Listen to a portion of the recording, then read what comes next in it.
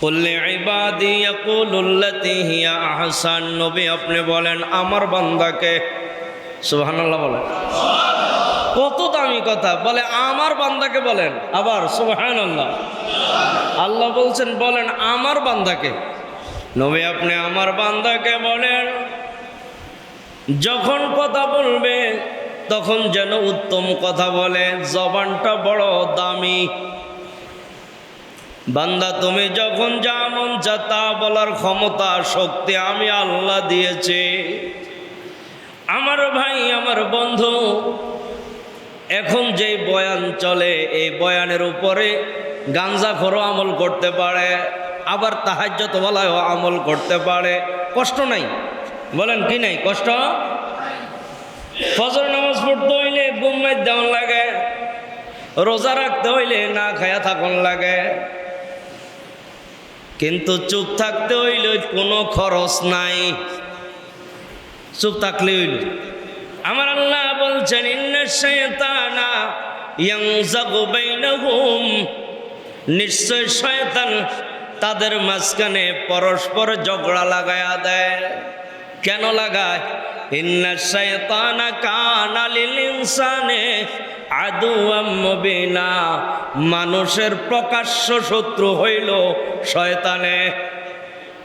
শয়তান মানুষের প্রকাশ্য শত্রু, এই জন্য ঝগড়া লাগায়। দেখবেন আপনার সাথে যার সম্পর্ক সেটা ভালো না, আপনি ভালো থাকেন এটা আপনার শত্রুও দেখতে পারে না। তো শয়তানের সঙ্গে যদি আমাদের শত্রুতা থাকে, আমরা শান্তিতে থাকি দুই ভাই একসাথে, আমরা শান্তিতে থাকি প্রতিবেশী একসাথে, বলেন এটা কি শয়তান চাইবে? চাইবে না। এই জন্য আমার আল্লাহ সূরা ইসরার শুরুতে বলেন, ও বন্ধু মুহাম্মদ, আমার আদরের বান্দাগুলারে বইলা দেন, কথা বললে ভালো বলবে, নতবা চুপ থাকবে। কেন? যার কথা বেশি তার ভুল বেশি।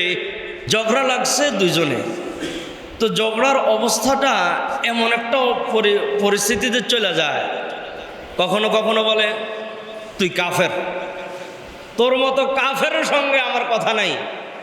রাগের মাথায় এমন কথা হয় কিনা বলেন না? বলে। হযরত আবু যর রাদিয়াল্লাহু আনহু বলছেন, শোনো, আল্লাহর নবী বলছেন একজন আরেকজনকে ফাসিক বলতে পারে না এবং একজন আরেকজনকে কাফেরও বলতে পারে না। একজন আরেকজনকে ফাসিক মানে কি বলেন? নাফরমান।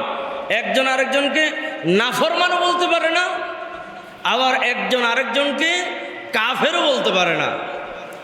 আমগো তো এটা এখন অ্যাভেলেবেল ভাষা হয়ে গেছে। একটু কেউ যদি একটু উল্টাপাল্টা চলে, আমরা একে সহজে বলি তোর মতো ফাসিকের লগে কথা নাই, তোর মতো নাফরমানের লগে আমার কথা নাই। ভালো ভালো মানুষও এই কথাগুলো বলে। বুখারী শরীফের 6103 নম্বর হাদিসের মধ্যে হযরত আবু যর রাদিয়াল্লাহু তাআলা আনহু বলছেন, কেউ কাউকে যদি কাফের বলে, কেউ কাউকে যদি আল্লাহর দুশমন বলে, দুইটা শব্দ রাসূল কয়, যাকে বলছে সে যদি বাস্তবেই তাই হয় তাহলে কোনো কথা নাই, কিন্তু যাকে কাফের বলা হলো, যাকে আল্লাহর দুশমন বলা হলো, বাস্তবিকেই সে যদি কাফের না হয়, বাস্তবিকেই সে যদি আল্লাহর দুশমন না হয়, তাহলে যে বলছে তার দিকে কথাটা ফিরবে। নাউজুবিল্লাহ।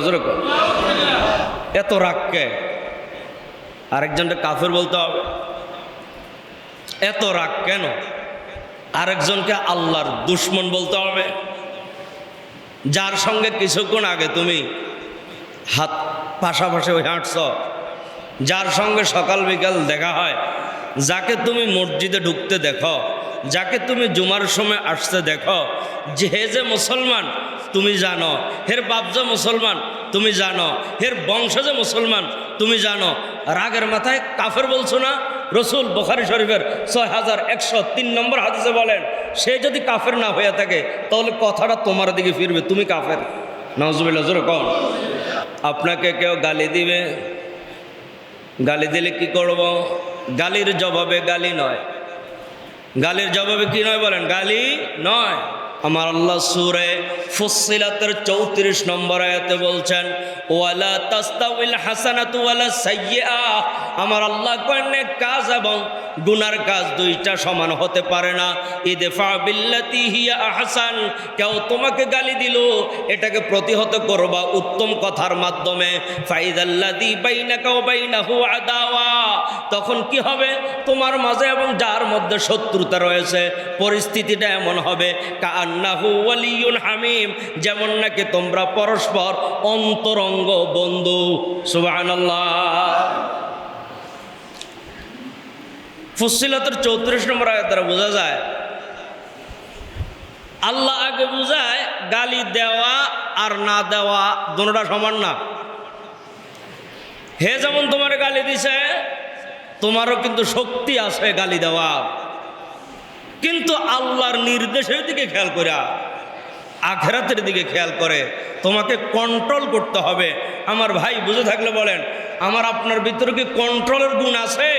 বলেন নাই। কারো ভিতরে আছে নাকি? বলেন কন্ট্রোলের গুণ নাই, নিজেকে কন্ট্রোল করতে রাজি না। প্রথম ভাষা থাকে কি, ঝগড়া লাগলে আমি কি তোরটা খাই না তোরটা পড়ি, প্রথম কথা থাকে এটা। ঝগড়া লাগলে আমি কি তোরটা খাই না তোরটা পড়ি, তোর কোনো জিনিস খাইও না তোরটা পড়িও না, সুতরাং তুই আমার গাইলাইতে বললে আমি পারব না কেন? ঠিক কেন জোরে কর। কিন্তু আমার আল্লাহ কয় বান্দা না, ওয়ালা তাস্তাউল হাসানাতু ওয়ালা সাইয়্যা, গালি দেওয়া আর গালি না দেনেওয়ালা দুজন কখনো সমান হতে পারে না। ইদফা বিল্লাতি হিয়া আহসান, কেউ তোমাকে গালি দিলে এটাকে প্রতিহত করবা, গালি দিয়া নয়, আহসান উত্তম কথা বলে। ফাইদাল্লাযী বাইনাকা ওয়া বাইনাহু আদাওয়া, তখন এমন একটা পরিস্থিতি হবে যার মধ্যে আর তোমার মধ্যে আদাওয়াতি শত্রুতা রয়েছে। কাআন্নাহু ওয়ালিয়ুন হামিম, যেমন তোমরা পরস্পর অন্তরঙ্গ বন্ধু। সিবাবুল মুসলিমি ফুসুক ওয়া কিতালুহু কুফর। এক মুসলমান আরেক মুসলমানকে যদি গালি দেয় তাহলে এটা হলো ফাসিকি। ফাসিকি মানে হইল কবিরা গুনাহ। বলেন ফাসিকি মানে হইল কবিরা গুনাহ। এক মুসলমান আরেক মুসলমানকে গালি দিলে কি গুনাহ? বলেন কবিরা গুনাহ। আমরা অনেক সময় শুনি একজন আরেকজনের মা তুলে গালি দেয়, কিন্তু গালি যে দেয় এটা কিন্তু চৈতা মিথ্যা দেয় না, হাসি খুশিতে দেয়। ঠিক কেনা বলেন না? প্রায় সময় শোনা যায় একজন আরেকজনের গালি দিচ্ছে রাগের মাথায় না, কিন্তু হেও হাসে হেও হাসে, উভয়জন আরেকজনকে মা তুলে গালি দেয় কি রাগের মাথা নয়, হাসি খুশিতে। বুখারী শরীফের মধ্যে আমার রাসূল বলেন, শুনো, সিবাবুল মুসলিমি ফুসুকুন, একজন মুসলমান আরেকজন মুসলমানকে গালি দিলে কবিরা গুনাহ হয়। আর কবিরা গুনাহ তওবা ছাড়া মাফ হয় না। বলেন কবিরা গুনাহ তওবা ছাড়া। আবার একজন আরেকজনকে লানত দেয়। আমসামুরাত ইবনে জুনদুব রাদিয়াল্লাহু আনহু ক্বালা রাসূলুল্লাহ সাল্লাল্লাহু আলাইহি ওয়াসাল্লাম লা তালাআনু বিলানাতিল্লাহ, আমার রাসূল বলে কেউ কাউকে আল্লাহর লানত বলে গালি দিবা না, ওয়ালা বিগযবিল্লাহ, আল্লাহর গজব বলে গালি দিবা না, ওয়ালা বিন্নারে, তুমি জাহান্নামী, এই কথা বইলো গালি দিতে নিষেধ করেছেন মুহাম্মদ সাল্লাল্লাহু আলাইহি ওয়াসাল্লাম। আল্লাহর লানত, আল্লাহর গজব, এগুলো আবার পুরুষ মানুষ কম বলে, মহিলারা বেশি বলে। হযরত আবু হুরায়রা রাদিয়াল্লাহু তাআলা আনহু বলেন যে নাকি সত্যিকার অর্থেই সিদ্দিক, সে কখনো আরেকজনকে লানত দিতে পারে না। যার নামটা আল্লাহর কাছে সিদ্দিকের লেখা আছে আল্লাহর হাজিরা খাতায়, আল্লাহর আদালতে, সে কখনো আরেক ভাইকে কি দিতে পারে না? বলেন লানত দিতে পারে না।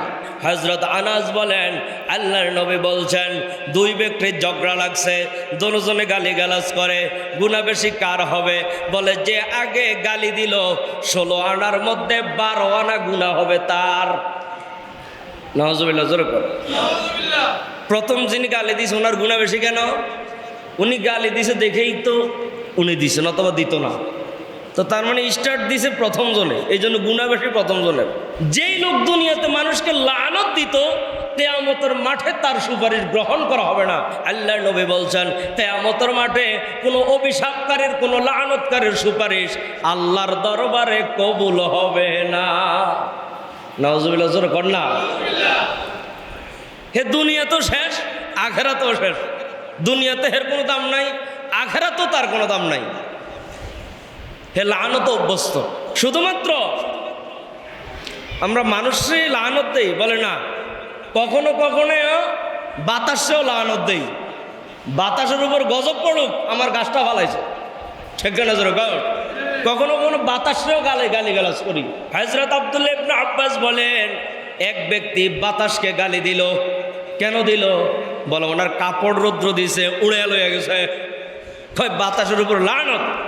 রাসূল বলছেন, শোনো, বাতাসকে লানত দিও না, কেননা বাতাস নির্দেশ মানে আল্লাহ।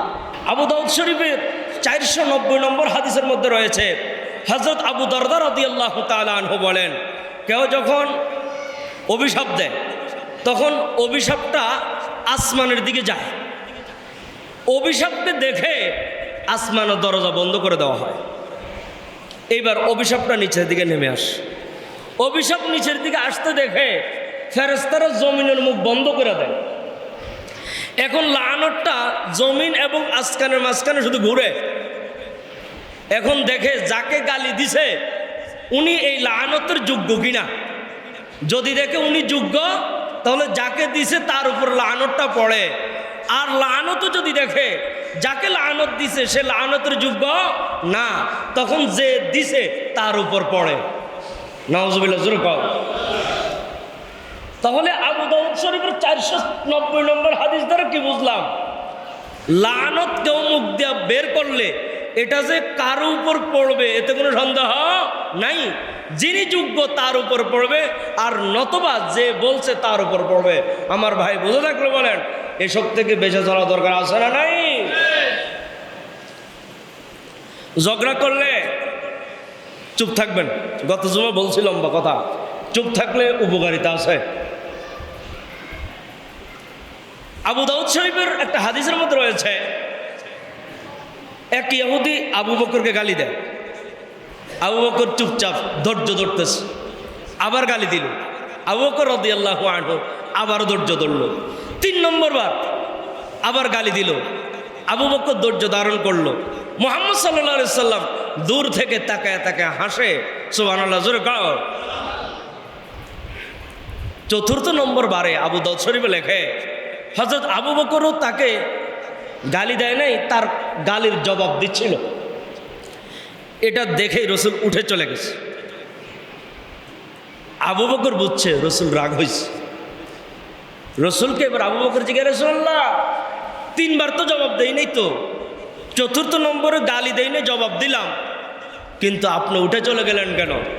আল্লাহর নবী বলেন, আবু বকর, তুমি যখন ঝগড়া করতেছিলা, তোমার সঙ্গে যখন ইহুদি ঝগড়া করতেছে, গালি দিচ্ছিল, আমি বিশ্বনবী তাকায় দেখি তোমার প্রত্যেকটির জবাব ফেরেশতা দিতেছে। একটু জোরে কও।